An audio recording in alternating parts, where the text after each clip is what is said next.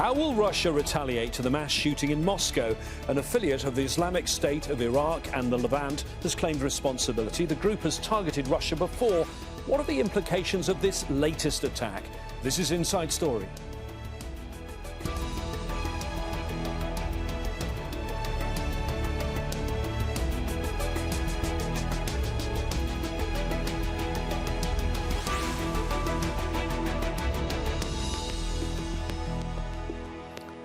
Hello again, I'm James Bays. It's the worst attack on the Russian capital in more than a decade.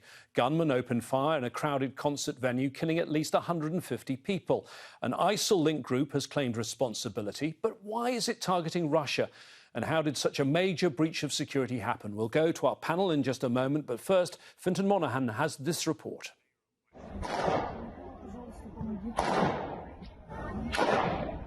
An attack on one of Moscow's most popular concert halls. Panic in the aisles as gunmen opened fire at the crowds. Those who got out say they were lucky to escape. We've seen the shooting. There are many dead and wounded. A fire started there now. All I heard was gunshots, that's it. An ISIL affiliate claimed responsibility. In recent years, the group has carried out attacks in Afghanistan and Pakistan and killed nearly 100 people in Iran in January. 2 years ago, a suicide bomber targeted the Russian embassy in Kabul. And the group was also behind the attack on Kabul airport in 2021, which killed 175 people and 13 US troops. The US says it warned Russia an attack was imminent in the days leading up to the shooting. President Vladimir Putin has promised revenge. We will identify and punish everyone who was behind the terrorist attack, who prepared this strike against Russia and its people.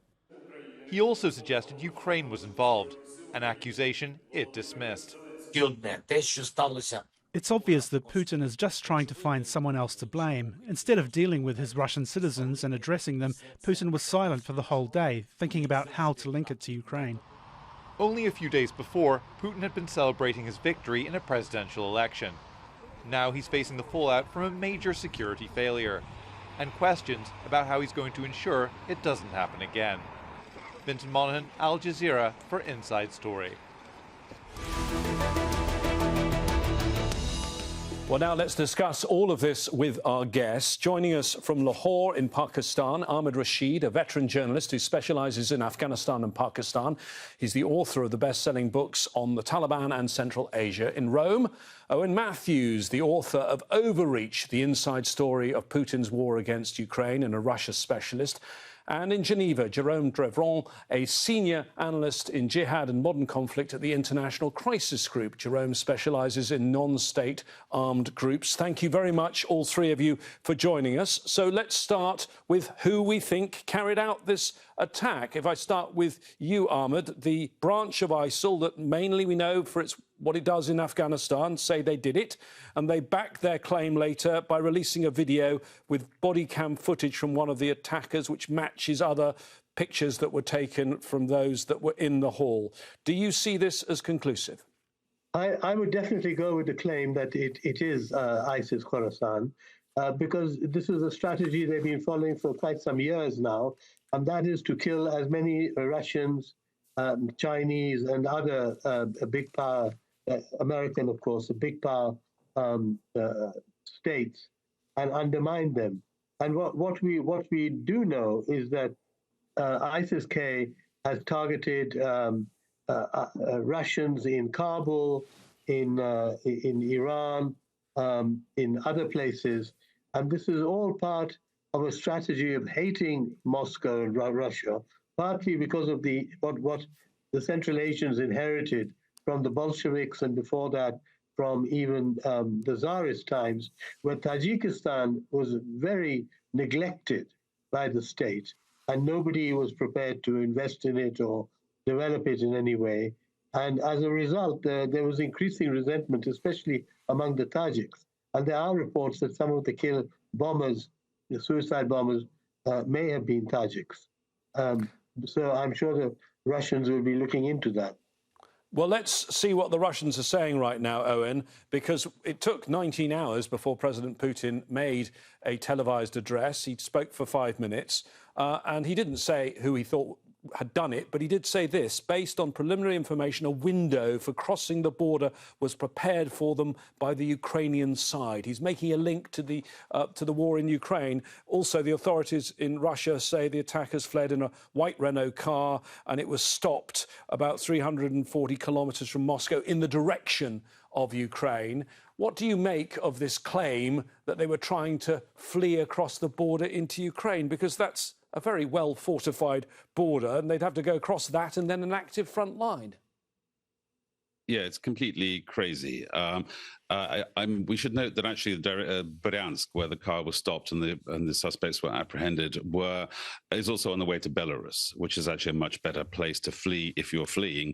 I think it's quite possible they didn't expect to escape, and the slowness and the ineffectiveness of the Moscow police and Russian National Guard response came as a surprise to the hostage takers themselves. They didn't prepare a second getaway car. They made no attempt to change their getaway car. So it's possible they didn't actually plan very well where they were going to go afterwards. But the real significance, actually, of the whole Ukraine hint is, I think we can safely assume that there is a team of FSB people in Moscow and around faking evidence, trying to put together some kind of body of evidence to pin this on Ukraine. I think we're going to be hearing from them pretty soon, unfortunately. So it seems you don't think it was linked to Ukraine. Ahmed doesn't think it was linked to Ukraine. Jerome, if it is this group that calls itself Islamic State in Khorasan, can you tell us who they are and explain that link, that word? It's a historical reference, Khorasan. Basically, we are speaking about a group that emerged around 2015 that was created by disgruntled Taliban Pakistan commanders, some also commanders from the Taliban, plus also some ethnic minorities, including among Uzbeks, Tajiks, and so on, who affiliated with Islamic State when Islamic State became very powerful in Syria and Iraq. And so since then, the group has been initially fighting against American troops in Afghanistan, but also against the Taliban. And since the Taliban take over, basically Islamic State Khorasan, so Khorasan refers to the region of Afghanistan and Pakistan, broadly speaking. So the group has tried to orchestrate two types of attacks. First, it tries to destabilize the Taliban and the Taliban government within Afghanistan by targeting religious minorities, by targeting Taliban commanders, and so on, to prove to the world that the Taliban cannot ensure security within Afghanistan. So that's for one. And second, the group has been largely involved outside as well. So it has staged attacks in Pakistan, in Turkey. There have been multiple attempts as well in Western Europe, even though those were low-scale attacks. And so the attack in Russia very much fits with the modus operandi that has become common for the past few years, including reliance on ethnic minorities like Tajiks, who are dominating this network outside, but also the type of targeting civilians so that they try to increase the mediatic impact of the actions. So, Ahmed, just if you can add to that, this particular group, which, as Jerome has just said, has seen a lot of its activity recently in Afghanistan, how is it linked to the wider parts of ISIL, for example, in the Middle East? I mean, is there coordination, a joint command structure, or do they just share the same ideology?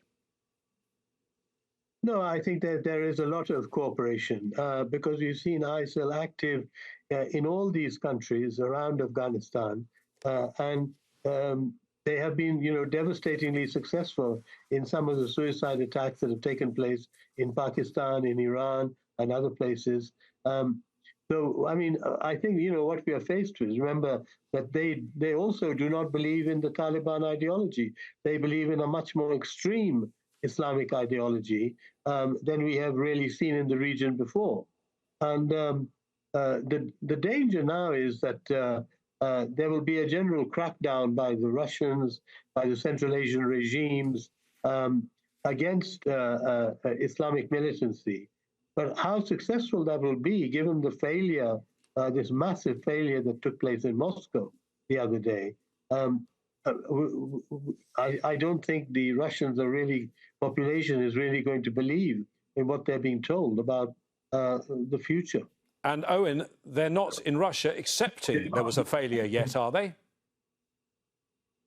Well, Ahmed makes a superb point. How stupid and how gullible do we think the Russians are? I mean, clearly, 25 years of Putin's rule has brainwashed the people to a significant degree. But this is really a big ask to actually demand that people see this as a part of the Ukraine war rather than a catastrophic failure of this Putin's security state. And it's a major political problem for Putin because security is Putin's brand.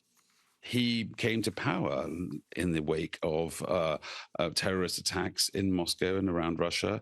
His contract with his people has always been that he keeps them safe in a hostile world. And now we see that there's a catastrophic basic failure of that security state that Putin has built to fulfill its basic function. They're very good at beating up babushkas with bunches of carnations, and they're very good at terrorizing hipsters at demonstrations, but clearly they're not doing the main thing they're supposed to do, which is to keep people safe from this kind of appalling terrorist attack.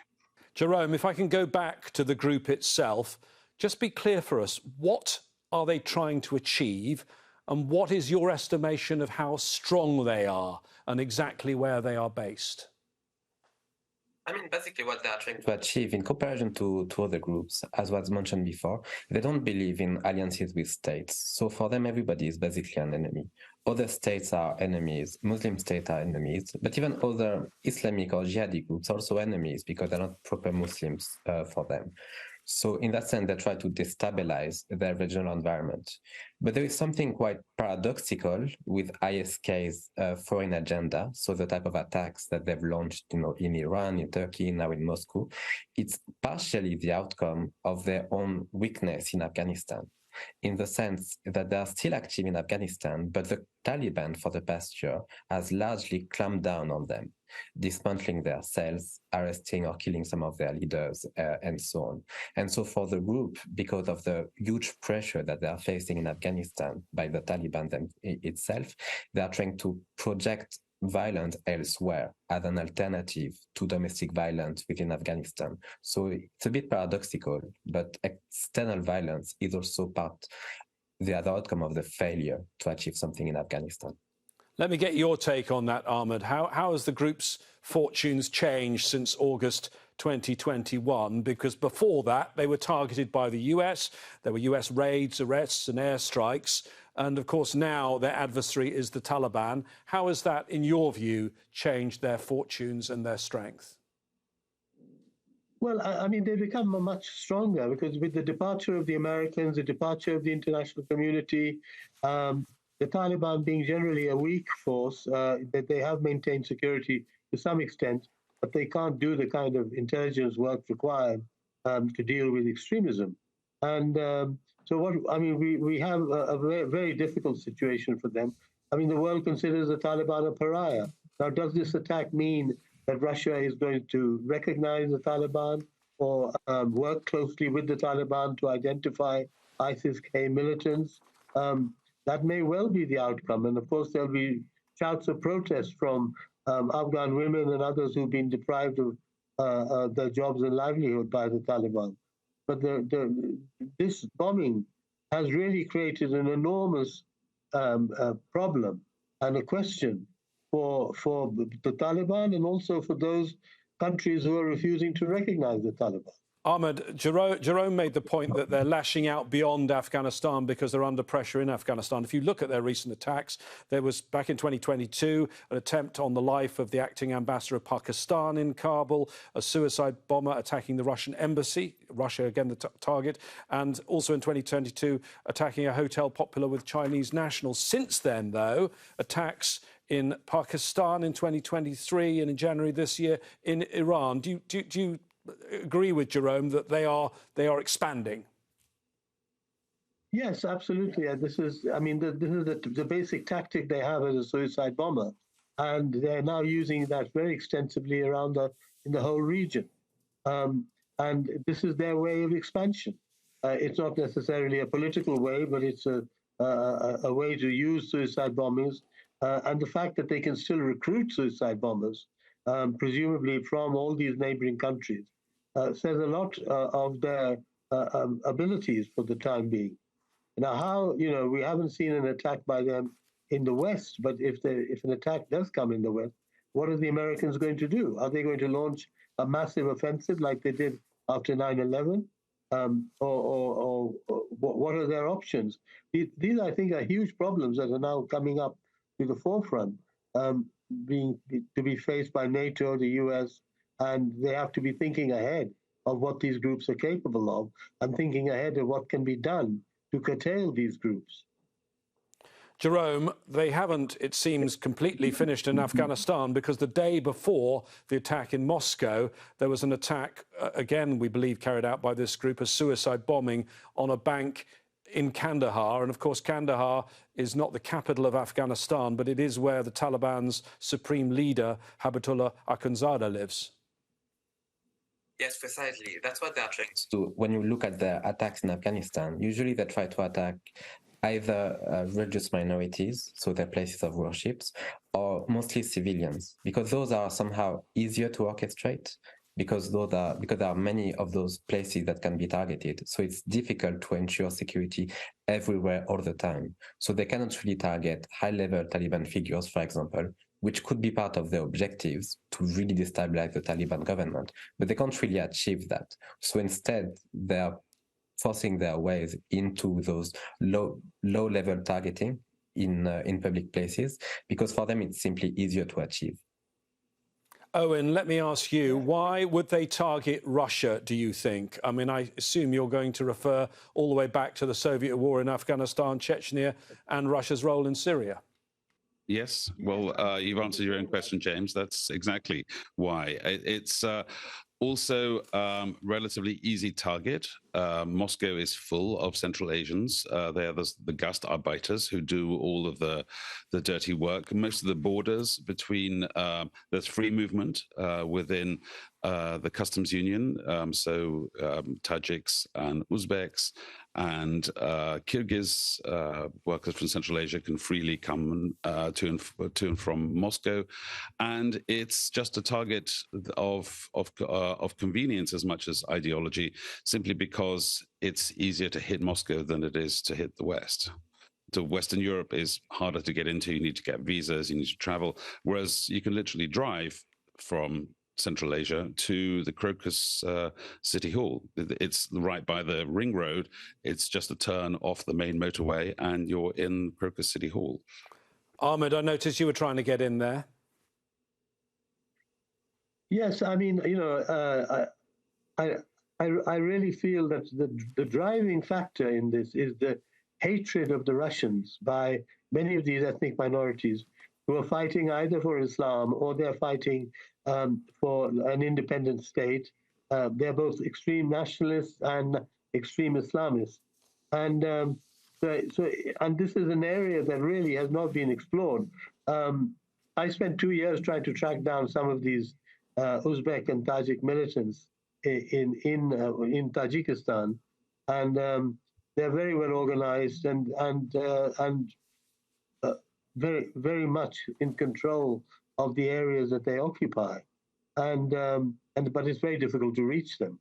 And the local governments are just, not capable of. You can imagine what the local governments are doing if Putin can't put together a force to tackle them. The local governments are facing even bigger problems. Let's examine this Tajikistan link, because my understanding is there are 11 people, according to the Russian Interior Ministry, who are being held. All they say is they're all foreign nationals, but there's also been state TV footage of interrogations of at least 2 suspects. One is clearly speaking Tajik, which is a version of Persian very close to Dari. Jerome, tell me about Tajikistan and why this might be important, and why that country might be a recruiting ground for this group. I mean, there are 2 reasons. The first one is about Afghanistan. In Afghanistan, IS has largely tried to rely on ethnic minorities. They tried to portray the Taliban as a Pashtun-only group. So they say they're not really a proper Islamic emirate. They're mostly a group dominated by Pashtuns. And so they also try to recruit among minorities so that the Taliban in reaction clamp down on these minorities so that it reinforces IS as a means to protect those in a way. So that's one of the reasons, so that's outside of Tajikistan. And the second reason is also about the Syrian conflict. Many individuals from Central Asia, but also from Russia and particularly Chechnya and so on, went to Syria to fight in the ranks of IS. Many of them got killed, but some of them, after IS lost its territory by 2019, left Syria. They went to Russia, some of them went to Ukraine, some of them simply dispersed throughout the region. And so ISK has tried to rely on those individuals. So there are ethnic entrepreneurs within ISK that relies on ethnic minorities who trust one another better, who speak the same language, who are in a way connected to one another. So in a way, it facilitates demobilization and facilitates the organization of armed attacks abroad. So it's not necessarily only about Tajikistan, but also about the Tajik diaspora and what is happening to them. Ahmed, like your take on Tajikistan, you spent a fair bit of time there. Very impoverished country, and it's had the same leader for 3 decades. This is a headache for the Tajik government, is it not? Absolutely. I don't see how they're going to cope with this, especially if tomorrow Moscow names a bunch of Tajiks responsible for this bombing. I agree completely with the previous speaker, what he said, that the real danger is the problem of what to do now, and the fact that this problem has been neglected for so long. We are faced with multiple crises now in this part of the world, in which there is very little understanding of the forces that are active, who is doing what, and Western intelligence is no longer up to par what it was before when the Americans were in Afghanistan. So the need now to ally with regional countries and regional governments and beef up their intelligence and help them deal with the present crisis. That's the agenda for now. A huge problem then for Tajikistan, but perhaps an even bigger problem, Owen, for the Kremlin right now, because, you know, this was a very large concert venue, one of the glitziest venues in Russia. This is a very well-known band, I'm told, Picnic. More than 6,000 people were at this sold-out show. Where was the security? Yeah, can I just come back on Ahmed Rashid's point? Because actually, there is there's the assumption that Putin is a rational actor, that he will address, and his security services and military forces will address the actual problem which has attacked them. In other words, a resurgent Central Asian Islamist movement based in Tajikistan. That would be what a sensible, rational government would do. Unfortunately, the tragedy and the danger in this situation is that actually Putin doesn't really have the bandwidth, either politically or militarily, to do anything about it. What he's deeply engaged in Ukraine. That's his war. He claims that it's Nazis in Kiev that are the major existential threat to Russia. In no way does the Islamist threat track with his political messaging, and he's spending 40% of his state budget on fighting that war. It may be that he actually wishes to escalate that war. I suspect that he doesn't want to escalate the war, but he will be forced to do something by this terrorist attack. It's a challenge to his authority, as I said in my earlier comments, and he'll have to do something. But what can he do in Central Asia? He's not going to send, you know, massive forces to assist the Tajik government to root out its insurgents in its own territory, or Afghan. I mean, he conceivably could do that, but that would be a massive distraction, and he'd be fighting effectively a war on 2 fronts. The tragedy and the paradox of the situation is that Putin kind of it has to be about Ukraine, because that's where Putin is committed. And the reaction, I think, is not going to be in Central Asia. The major reaction is going to be in Ukraine, paradoxical as that may seem, and Ukraine has got nothing to do with it. But it's the only place that Putin really has the capacity to react. How do you think, Ahmed, they are looking at this well beyond the region we're talking about, perhaps in China, perhaps in Western capitals? How are intelligence services and leaders looking at this, and how worried should they be? I think they should be very worried because they really have very little information about this region and what is going on in this region, and the forces that which is driving militancy. I just like to make the point that the Russians are disliked intensely in Central Asia, except by the various elites that occupy the role of governments. And the question, for example, is NATO or any other active partner going to get help from the local political bigwigs or not? And I fear very much that a whole panoply of questions is going to crop up now, which, frankly, we don't have the tools to really properly analyze. Jerome, is it that history is repeating itself? I know it was only 2021 when the US left, but has this vital region been ignored yet again? It is being ignored, or mostly seen as from a security angle, while ultimately we're speaking about a political issue. If we're speaking about the interactions between Western countries and the Taliban, it cannot be only seen through the angle of security, but also politically. Politically, this group is controlling Afghanistan, is effectively the government. So what are Western strategy to address this group and to potentially engage it, despite all the obstacles and difficulties? And I wanted to build upon one of your points earlier about Western intelligence. When we speak to Western sources working in security, they are increasingly worried about this group. Some countries like Germany point out that 90% of the plots, including are linked to IS, are linked directly to ISK. So it's a real risk. At the same time, it's also very different from what we saw in 2015, 2016, when IS in Syria and Iraq would recruit Western youth, European youth, send them to Syria, train, and then send them back to Europe to fight. In that case, the reliance on ethnic networks, including Tajiks, Uzbeks, and so on, means that they are not able yet to organize very complex armed activities. But still, the group is perceived as the main threat at the moment. Thank you very much. Thank you to all our guests today, Ahmed Rashid, Owen Matthews and Jerome Drevon. And for more on this story, with plenty of context and analysis too, go to the Al Jazeera website at aljazeera.com. I'm sure you have your views to do on today's discussion. Go to our Facebook page. That's facebook.com/AJ Inside Story. We're also on the old Twitter, now called X, where you'll find us at AJ Inside Story. From me, James Bays, and the whole team here in Doha, stay safe. Bye-bye for now.